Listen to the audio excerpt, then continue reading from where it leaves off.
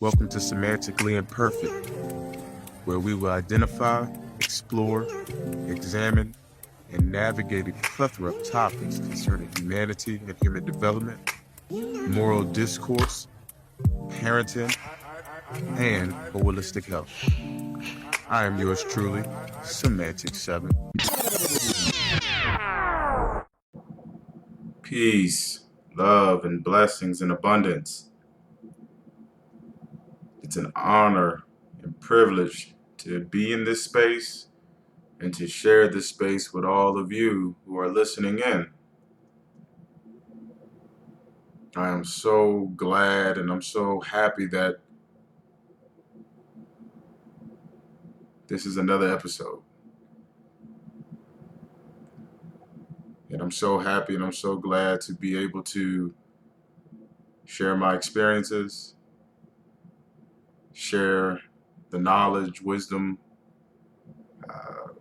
crystallized truth that I have acquired through my journey in this world with all of you.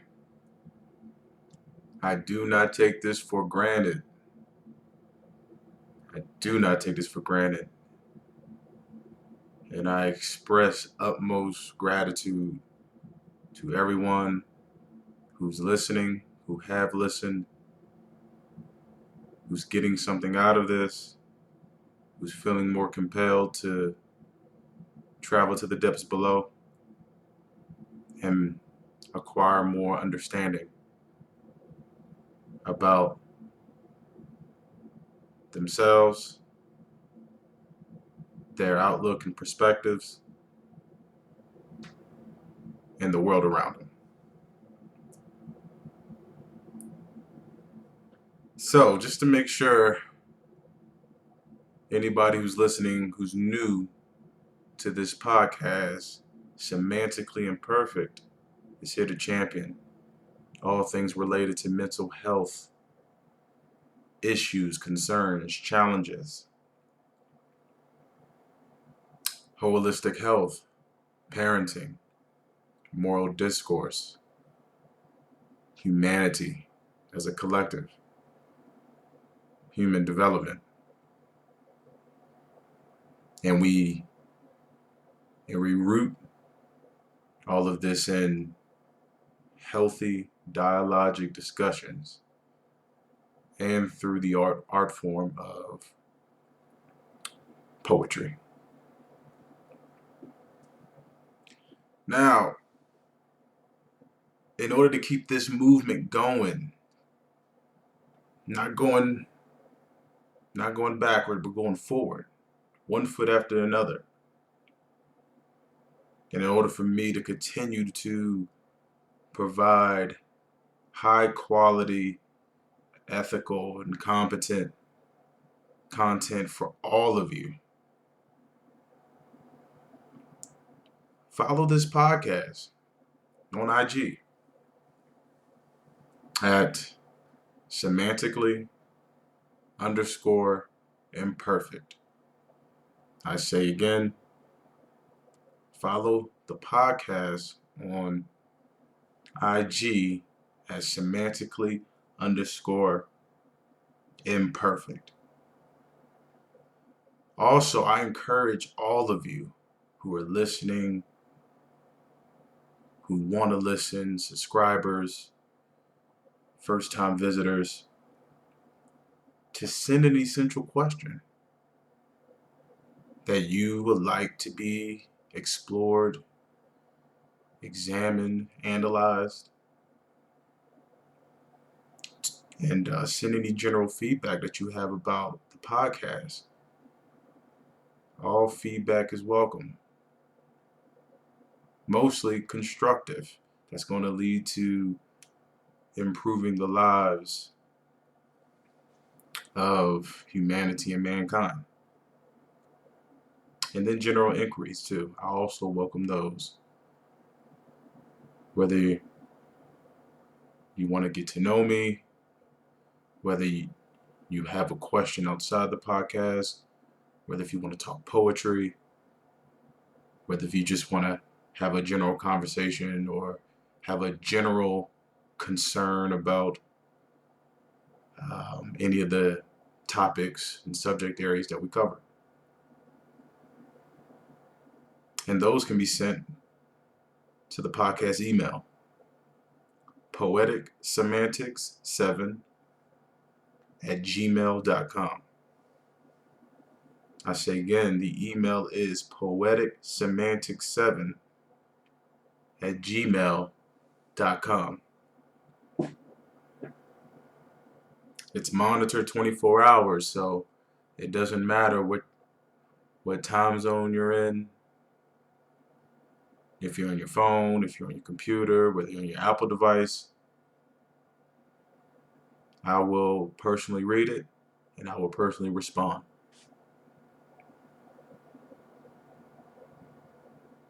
And then also, submit a review on Apple Podcasts. You know, I really would love for all of you to disclose your experience with the podcast and its impact on your daily grind to make it make sense. We're trying to get this podcast to become better, become more expansive in its reach, to touch the depths of souls and minds. In order to do that, I'm going to need the help of all of you.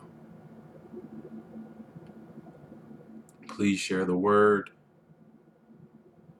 Please show love. And I promise I will reciprocate the love and the respect and the generosity tenfold.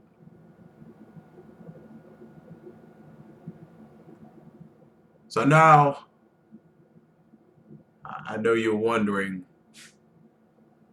what's Semantics going to talk about today?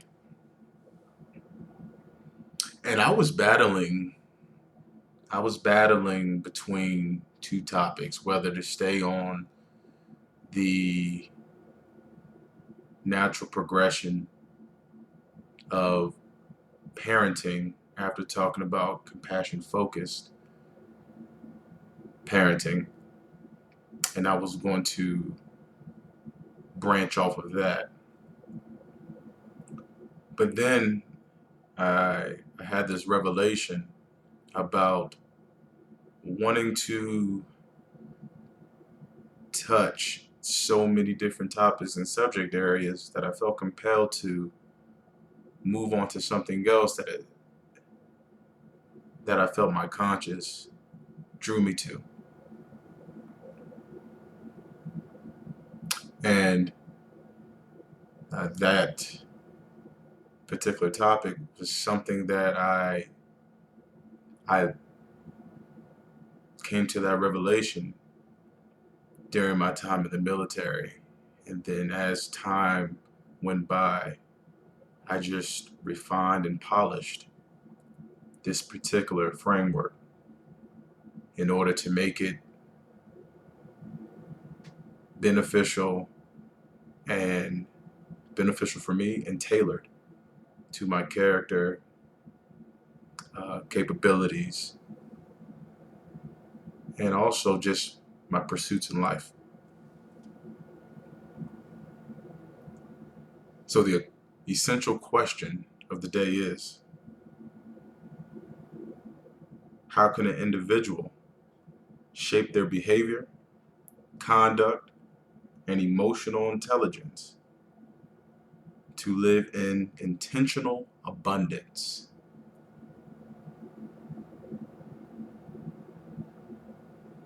I'll let you all ponder on that for the next few seconds. How can an individual shape their behavior, conduct, and emotional intelligence to live in intentional abundance? And when I say intentional abundance, I'm talking about in all facets and domains of life, whether that's professionally, whether that's socially, whether that is through romance,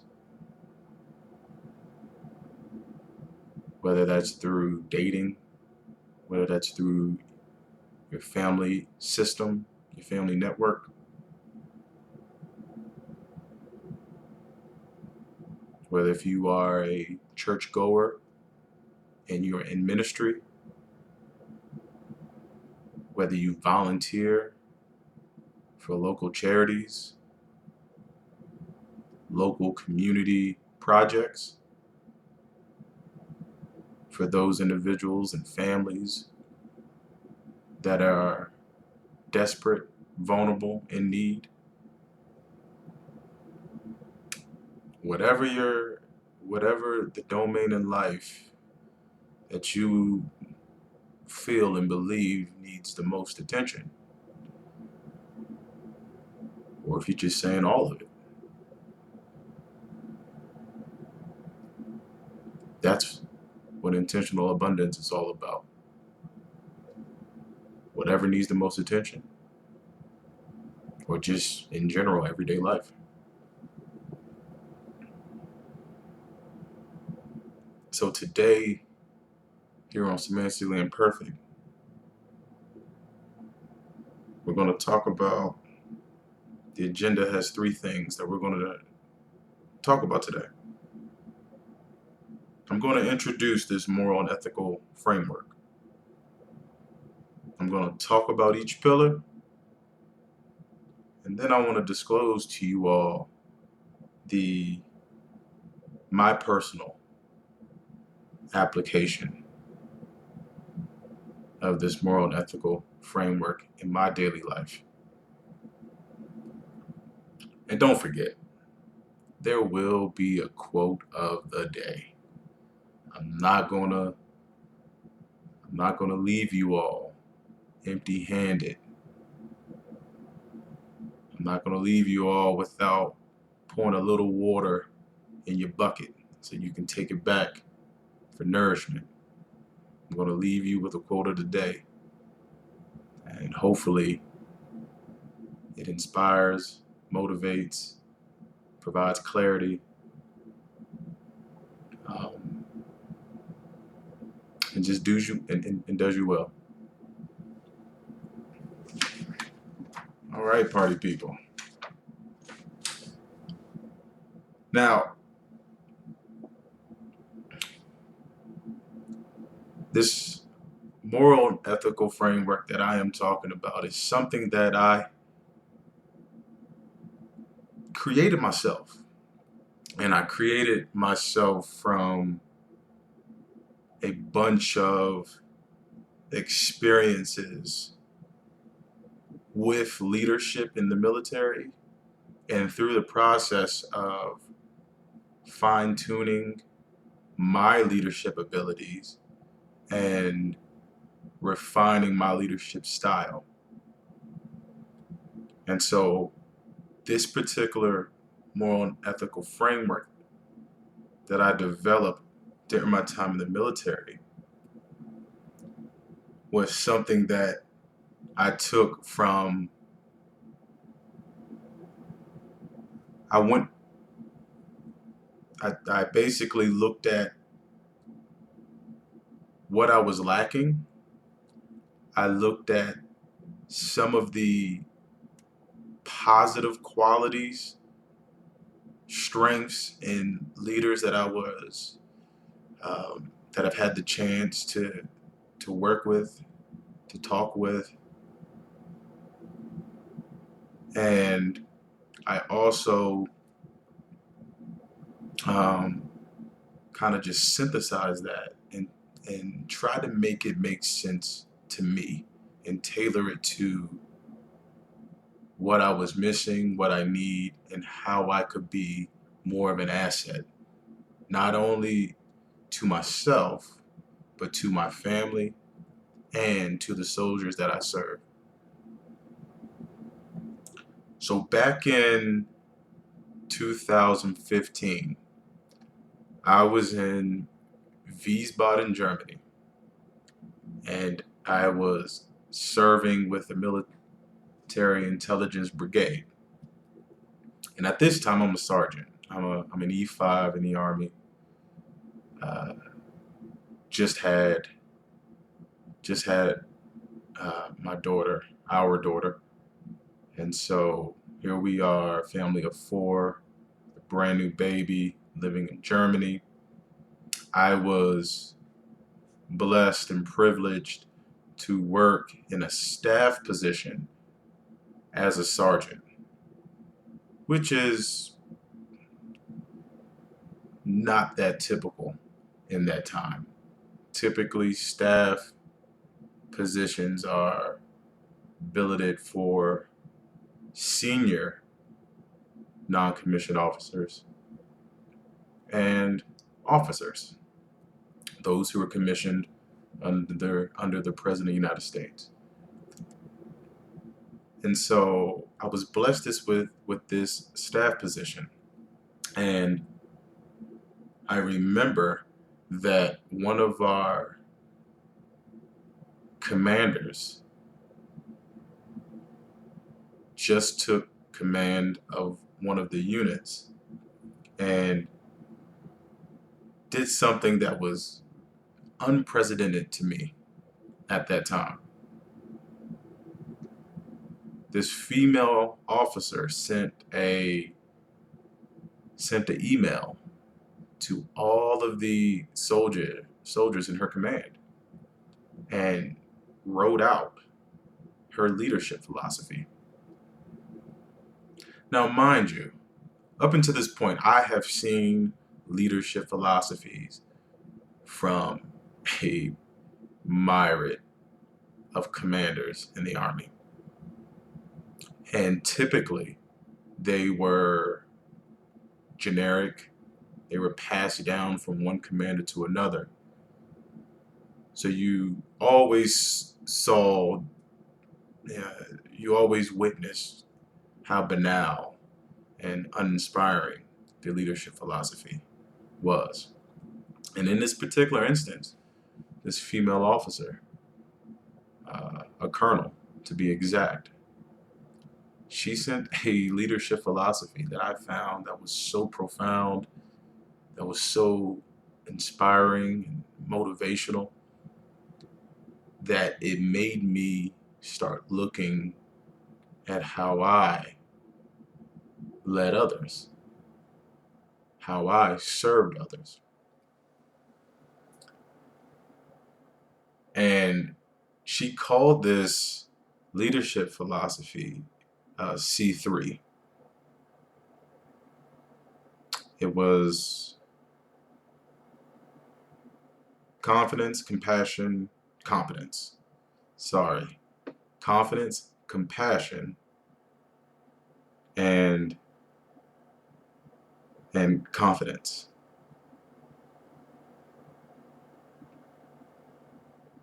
And so after she told us about the compassion, confidence, and competence, the C3 method, I was wondering why I've never seen that before, and I was wondering why it took almost 5 to 6 years being in the military to finally witness someone making a tailored leadership philosophy that aligned with their convictions, that aligned with their values, that aligned with their ethics, and aligned with their character. So I went to the drawing board. I asked myself, how can I develop a philosophy, a personal philosophy that complements my character, the constitution of my character, that complements my values, my beliefs, and is something that is culturally neutral, that can benefit a diverse group of people. So during this time, I was reading a lot of Martin Luther King and a lot of Mahatma Gandhi. And I became very connected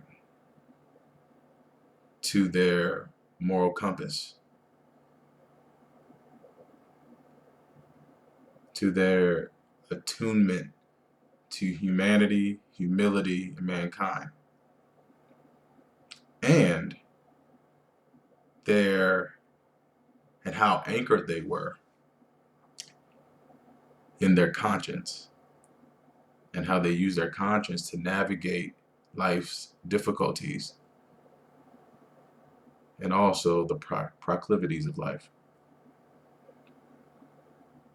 So I have my whiteboard out. Now I have my dry erase marker, and I'm figuring out how I can create something that is universal, impactful, tailored, something that I could be able to adapt wholeheartedly, genuinely, and authentically.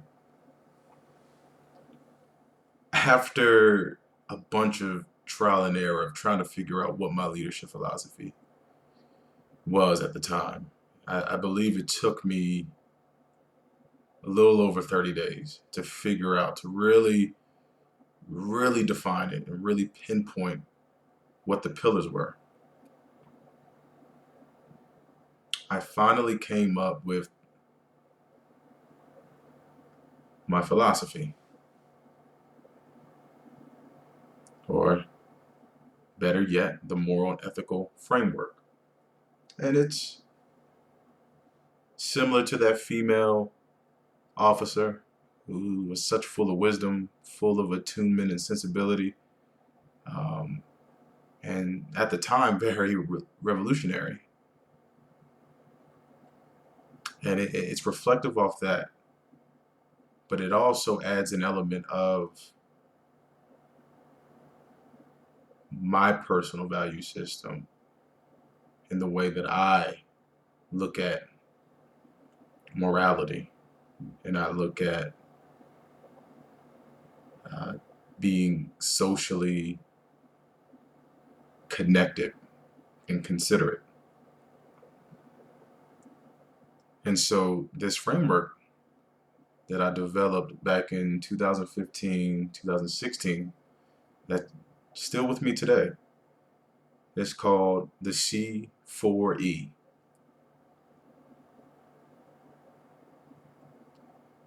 Conscience, compassion, confidence, competence, and empathy. And now with all of you, I want to take some time out and just talk about what I mean. We'll break down each pillar. So conscience, I look at conscience as looking inward, being able to diligently and purposefully listen to that inner voice that gives you the insight, that gives you the notion of right or wrong, good or bad, good and evil. I also look at the conscience as a radar detection system against contempt and indignation. One thing I learned about Mahatma Gandhi and Martin Luther King is that their conscience is what compelled them to advocacy, to social advocacy, to fighting for freedom, justice, and equity, for developing a nonviolence action plan, direct action plan that will create positive change through suffering, by highlighting the ignorance, the bigotry, the racism of the oppressors. Like compassion, I look at compassion as a sympathetic regard for others, for their suffering and their distress. And compassion to me, it goes two ways. It's internal and it's external. Compassion for yourself and compassion for others.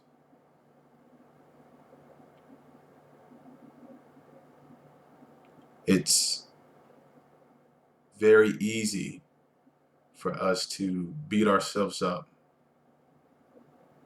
when things go wrong, or when we miss a deadline, or our expectations aren't met, or we experience disappointment and rejection. We tend to be our worst critics. And psychologists actually call that the self-inner critic, where you criticize yourself, sabotage yourself, and create self-negative talk. So compassion for yourself is being able to be mindful about that voice. Being mindful about your imperfection. Being mindful that you are a work in progress and you're doing the best you can to make the most out of the life that you've been given. And when it comes to compassion for others, it's not just simply saying that you feel bad for someone or you wish that didn't happen, but it's being able to communicate and exercise the action that shows that you are that individual, or you're willing to be that individual's confidant, supporter, um, emotional supporter. Confidence to me is the certainty and self-assurance in one's ability. Being able to believe in your character, discernment, your performance, skills, and your capabilities. Competence fuels our credibility. Confidence fuels our ability to overcome fear. Move through fear, move around it, to move through and around shame.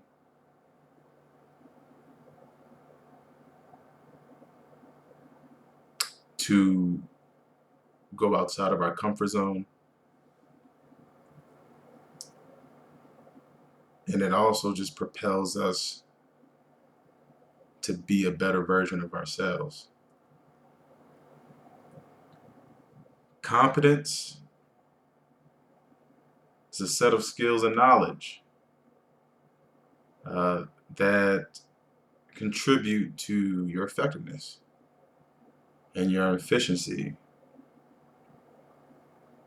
whether it's in your job, whether it's in your household, whether it's in parenting, whether it's in your extracurricular activity. Competence fuels you with the ability to be able to conduct the action that is relevant to the activity. Not flawlessly, because what we know about ourselves and humanity is that nothing is perfect, nothing is flawless. We do it to the best of our ability with the knowledge, with the skills, and the abilities that we acquire. And then lastly, empathy. I look at empathy as twofold in a nutshell. It's perspective taking and journeying along with another person. And when I say perspective taking, I mean being able to recognize and understand, or might I say, try to understand another person's point of view, their opinions, their judgments, their outlook on the world, without scrutiny and without judgment. And then journeying with the person is the mental, the cognitive, and the psychological ability to place yourself next to that individual, to see what they see, to hear what they hear, to feel what they feel.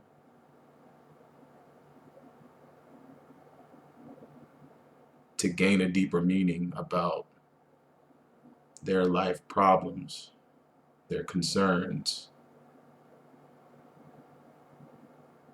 who they are, and their frame of reference.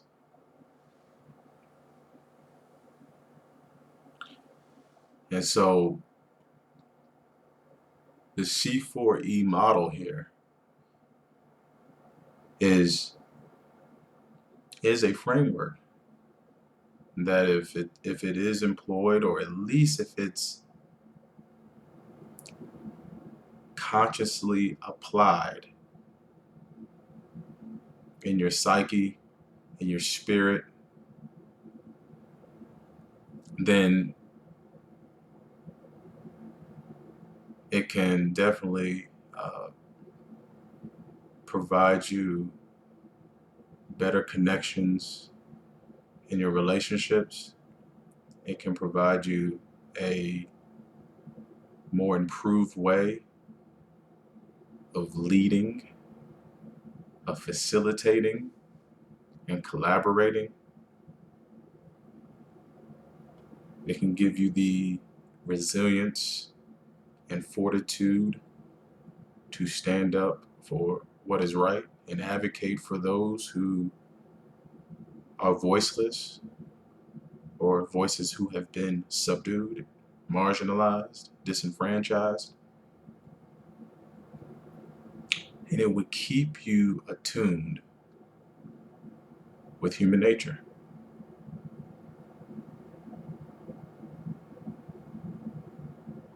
And lastly,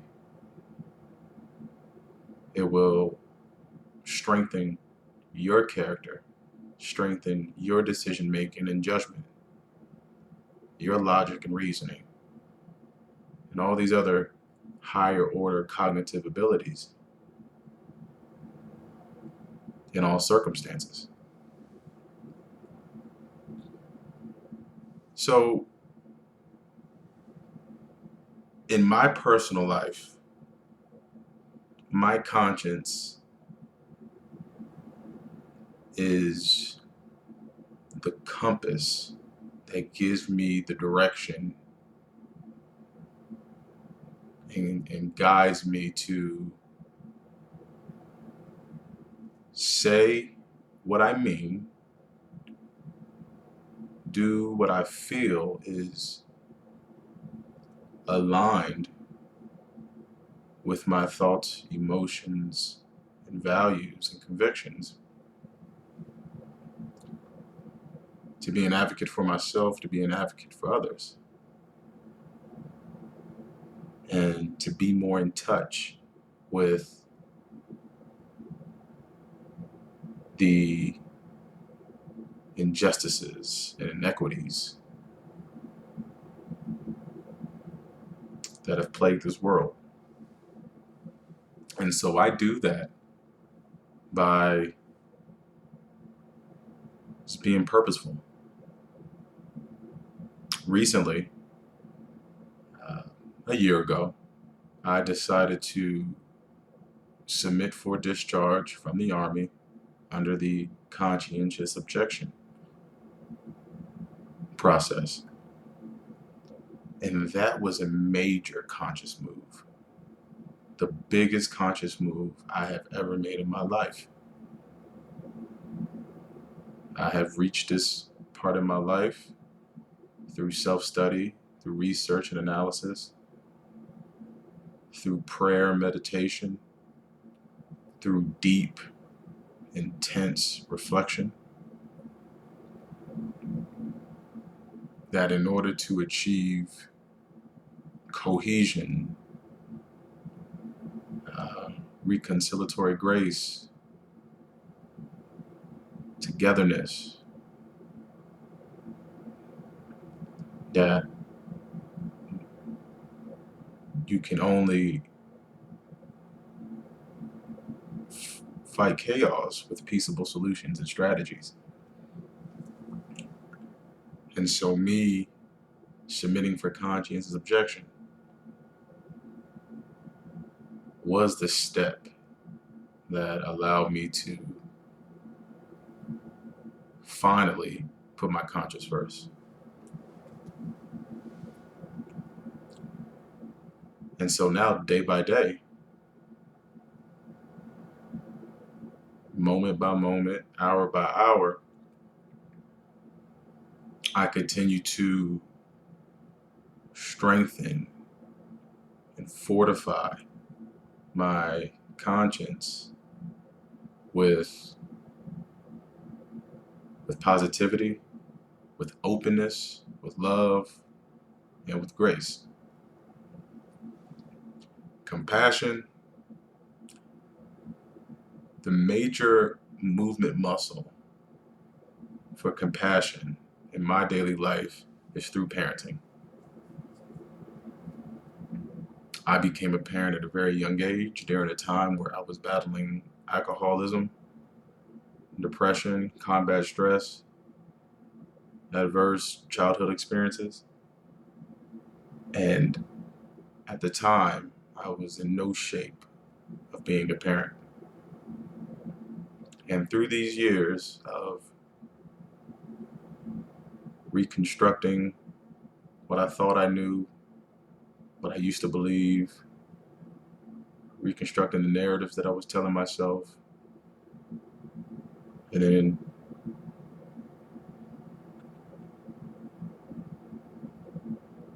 then developing an identity that is full with pride and self-determination and self-love and self-compassion. I begin to do small things each day to continue to put compassion at the forefront of my mind, body, and soul. With my children, they tend to, like most children, the melodrama is real, and the notion that their feelings controls their mood, their attitude, and their conduct is a rampant thing that I try to not, eliminate the idea, but diffuse it. And so when my daughter, my son is angry, is sad, and in that process, I'm frustrated, I'm getting upset,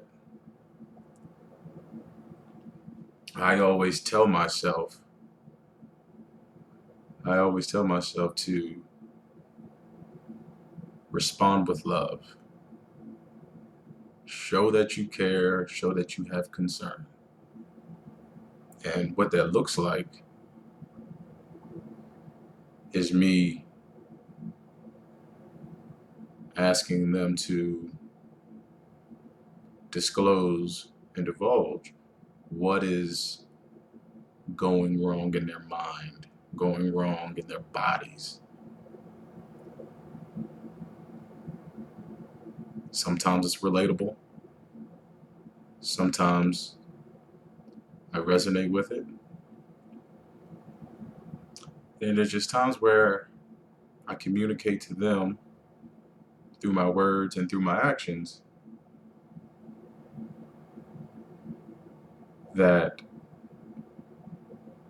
what they feel and what they're going through is natural, not to beat themselves up, and then show them ways of channeling that energy in a positive way.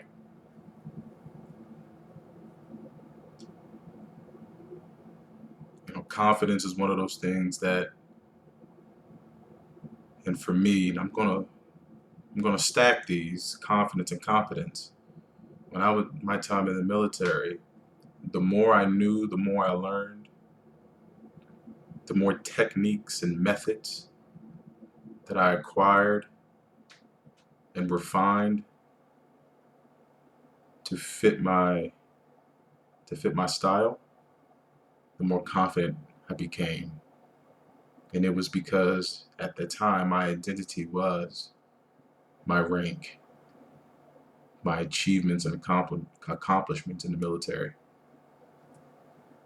the certifications that I acquired. And so nowadays, my confidence gets boosted every single day that I practice mindfulness. When I do practice compassion, when I do allow my conscious to navigate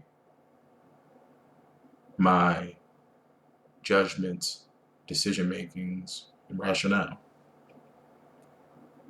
Because now my identity is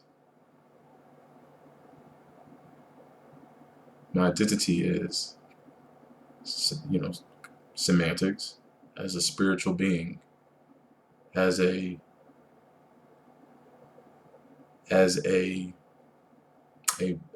person who champions humility and humanity, who wants to be of service to a people who are going through challenges, issues, problems, who have concerns, and to be a beacon of hope. That even though there's not always answers to the existential questions of this world, through development, through progression, through mindfulness, through touching the depths of your morality and humanity, you can make it make sense to some degree. And then empathy. I try to utilize empathy in every social interaction that I am involved in. And I do this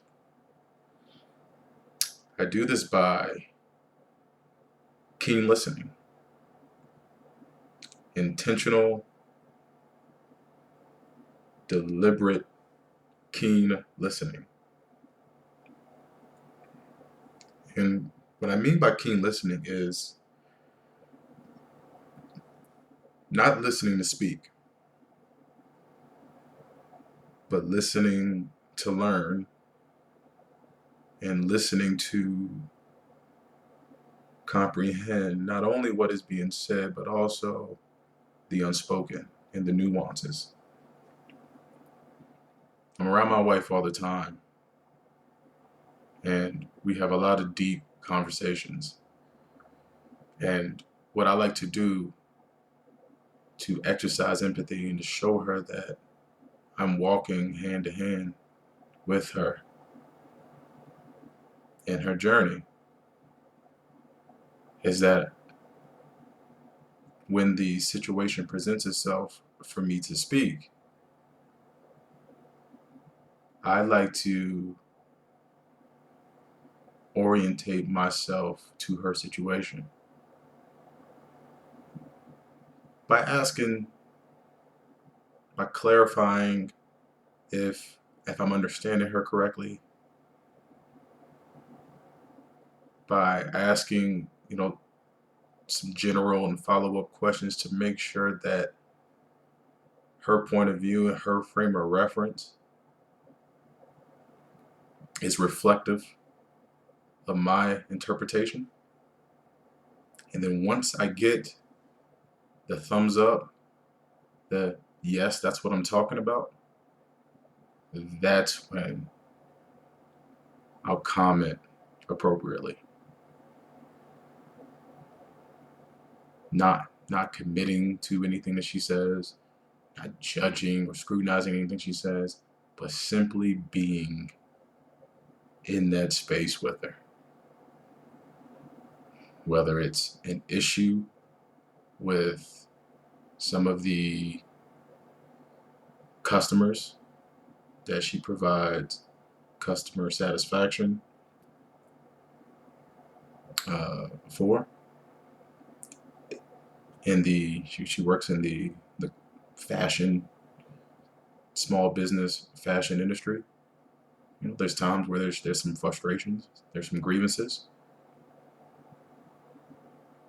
where she's having issues trying to conceptualize her business model for her own brand, or just whether it's simply just a conversation we're having between mother and father, husband and wife, about our intentions, about our plans, about our fears and our struggles and our challenges.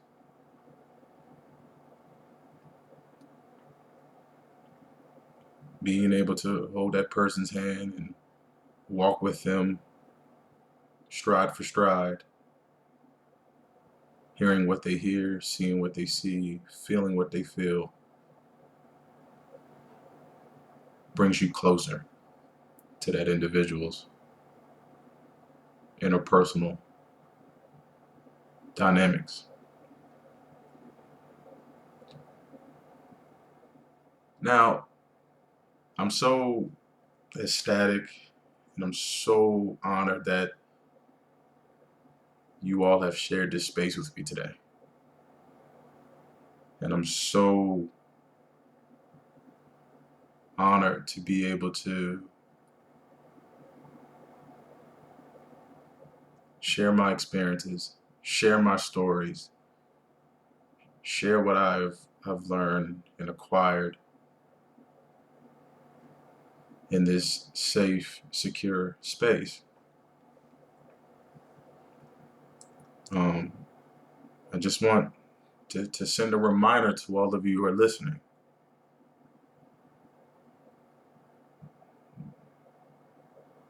The answer to the essential question of the day is C4E: conscience, compassion, confidence, competence, and empathy. I want to leave you all with the quote of the day, so you may ponder on this and reflect on this and allow this to nourish your spirit and your soul in your pursuits of your everyday grind. True morality consists not in following the beaten track, but in finding the true path for ourselves and fearlessly following it. Mahatma Gandhi. Thank you for not being afraid and not being scared of being imperfect with me. Thank you for being here and for trusting this space.